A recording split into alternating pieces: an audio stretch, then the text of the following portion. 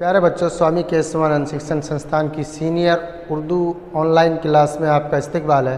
तो बच्चों, जो आपका मकतूब निगारी चल रहा था, तो हमने मकतूब निगारी की तारीफ़ भी आपको इनसे पहले 2 वीडियो में बता दी, और उसके बाद में मिर्ज़ा गालिब साहब की हालात ज़िंदगी बताई थी, और उसके बाद में जो मिर्ज़ा गालिब साहब ने जो ख़त लिखे थे, पहला ख़त मुंशी साहब के लिए हरगोपाल तख्ता के लिए लिखा था, और ये जो दूसरा ख़त हम आपको इसमें पढ़ा रहे हैं मुंशी नबी बख्श हकीर के नाम ये लिखा है।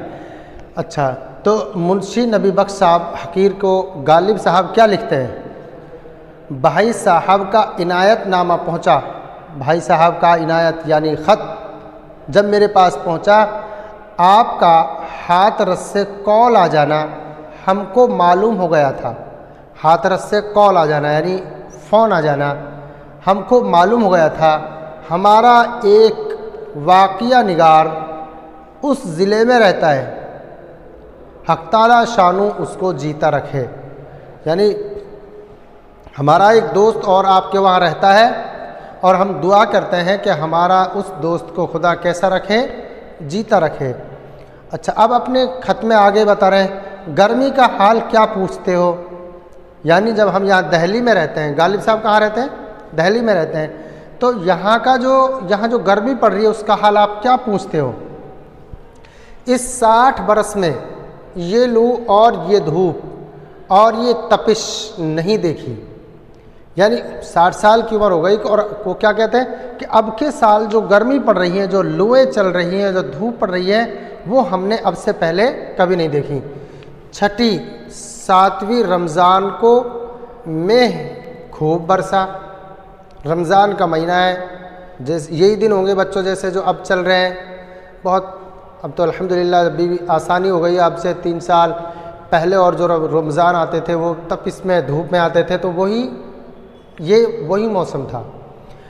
और ऐसा मेह जेठ के महीने में कभी भी नहीं देखा था, और जेठ में ऐसी बारिश बरसाई खुदा ने रमज़ान में कि हमने आज से पहले इतनी तगड़ी बारिश बरसती भी नहीं देखी।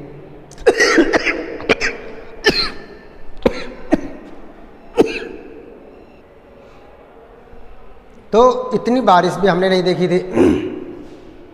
अब मेघ खुल गया है, अब्र घिरा रहता है। अब्र कहते हैं बच्चों बादल। जब बारिश होने के बाद में आसमान पर जो बादल घूमते फिरते हैं, गालिब साहब ही उनके लिए कह रहा है, अब्र घिरा रहता है। हवा अगर चलती है तो गर्म नहीं होती क्योंकि बारिश खूब हुई है, और अगर रुक जाती है तो क़यामत आ जाती है, क्योंकि जैसे ही हवा रुकेगी तो ज़मीन की जो उमस होगी, ज़मीन से निकलने वाली जो गर्मी होगी वो बहुत ज़्यादा होती है। इसीलिए कहते हैं अगर हवा रुक भी जाती है तो क्या हो जाती है? क़यामत हो जाती है। धूप बहुत तेज़ है, रोज़ा रखता हूँ मगर रोज़े को बहलाए रहता हूँ। देखिए क्या कहते हैं गालिब साहब, मैं रोज़ा तो रखता हूँ मगर मैं रोज़े को बहलाए रहता हूँ।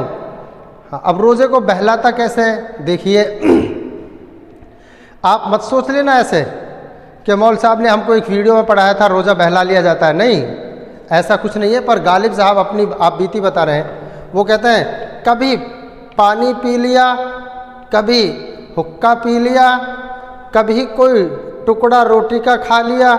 यहाँ के लोग अजब फहम और तुर्फ रवेश हैं, यानी यहाँ के लोग बड़े अजीब हैं। मैं तो जब रोज़ा रख लेता हूँ, और रोज़े को बहलाने के लिए कि रोज़ा नाराज़ ना हो, रोज़ा परेशान ना हो, इसलिए कभी पानी पी लिया, कभी हुक्का पी लिया, कभी कोई छोटा मोटा रोटी का टुकड़ा खा लिया।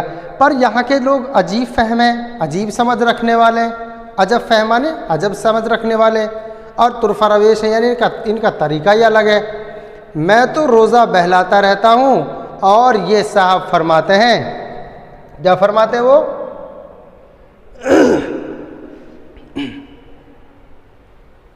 फरमाते हैं कि तू रोज़ा नहीं रखता। और यहाँ के लोग क्या कहते हैं कि गालिब साहब आप रोज़ा तो रखते ही नहीं।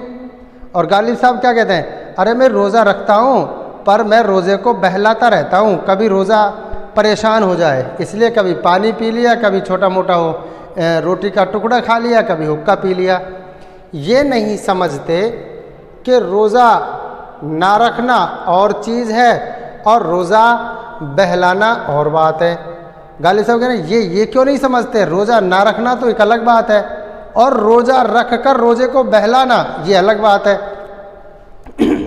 तो वो लोग कहते थे कि आप रोज़ा नहीं रखते थे, इसीलिए वो इन बातों को कह रहा है। जयपुर का हाल आपको मुंशी साहब के इजहार से या उनके नाम के खतूत देखकर मालूम हो गया है। और जयपुर का हाल कैसा होता है गर्मियों में, गालिब साहब कह रहे हैं अपने दोस्त को कि मुंशी साहब के ख़त को हम देखेंगे पढ़ेंगे तो जयपुर का हाल मालूम हो जाएगा। मुकर्रर क्यों लिखो, खैर गनीमत है। ये क्या फ़र्ज़ था कि हम जो चाहते थे वही होता। भाई ये कोई ज़रूरी थोड़ी है कि हम जो चाहे वही हो। जैसे हम तो चाहते हैं कि अब क्या ऐसी बारिशें बरसे कि बस हमारे खेत तालाब समंदर बन जाए, पर कोई ज़रूरी नहीं है, होगा तो वही जो मंजूर खुदा होगा। हाँ भाई, परसों किसी शख्स ने मुझसे ज़िक्र किया कि उर्दू अखबार दिल्ली में था। एक उर्दू अखबार चलता था और वो कहाँ चलता था, दिल्ली में था कि हाथ रस में बलवा हुआ। और उस दिल्ली जो उर्दू अखबार था दिल्ली में शाये होता था, उसमें खबर छपी हुई थी क्या कि हाथ रस में बलवा यानी झगड़ा, दंगा, फसाद, लड़ाई हो गई और मजिस्ट्रेट ज़ख्मी हो गया।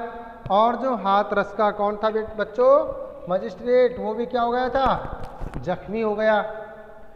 आज मैंने एक दोस्त के यहाँ से इस अखबार का वो वर्का मंगाकर देखा, वाकई उसमें मंदर्ज था, यानी वाकई उसमें वो खबर लिखी हुई थी। मंदर्ज माना लिखी होना, कि राह मीन्स रास्ते चौड़ी करने पर और हवेलियाँ और दुकानें ढहाने पर बलवा हुआ। वो जो झगड़ा हुआ था वो किस बात के लिए हुआ था, यानी गवर्नमेंट रास्तों को चौड़ा कर रही थी। अब जो अतिक्रमण में जिनके घर आ रहे थे वो उन घरों को नहीं फोड़ने दे रहे थे, तो इसीलिए वहाँ वो दंगा हो गया। रियाया कहते हैं पब्लिक, यानी जिनके मकान तोड़े जा रहे थे, पत्थर मारे और मजिस्ट्रेट जख्मी हुआ। हैरान हूँ कि अगर यूँ था तो साहिब वहाँ से चला क्यों ना आया, और अगर वहाँ जब वो माहौल ख़राब देख रहा था कि माहौल बिगड़ जाएगा, तो मजिस्ट्रेट साहब को वहाँ से क्या हो जाना चाहिए था, चला जाना चाहिए था। और अगर हाकिम नहीं आया तो आप क्यों तशरीफ़ लाए। हवस नाकाना ख्वाहिश है कि आप इस हाल को मुफस्सल लिखिए।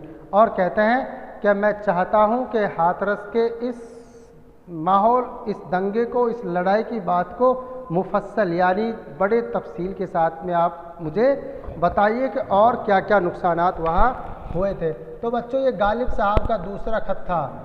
इसके बाद में आप इनके जो ये मायने, इनको आप अपनी कॉपी में उतार लेना और कॉपी में उतार कर आपको ये याद करने होते हैं। उसके बाद में आपको गौर करना है।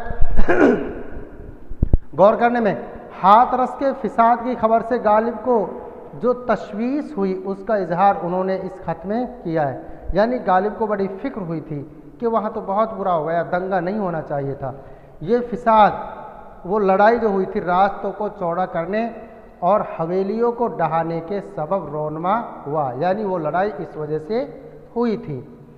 और इस खत में गर्मी के महीने में रोज़े की कैफियत का जिक्र भी किया है कि यानी गर्मी के महीने में जो रोज़े होते हैं वो बड़े कठिन होते हैं, बड़ा दिन होता है, 15-16 घंटे का दिन हो जाता है और टेम्परेचर हाई होता है। इसीलिए क्या करें कि गर्मियों के दिन के रोज़े भी बड़ी कठिन और मुश्किल होते हैं।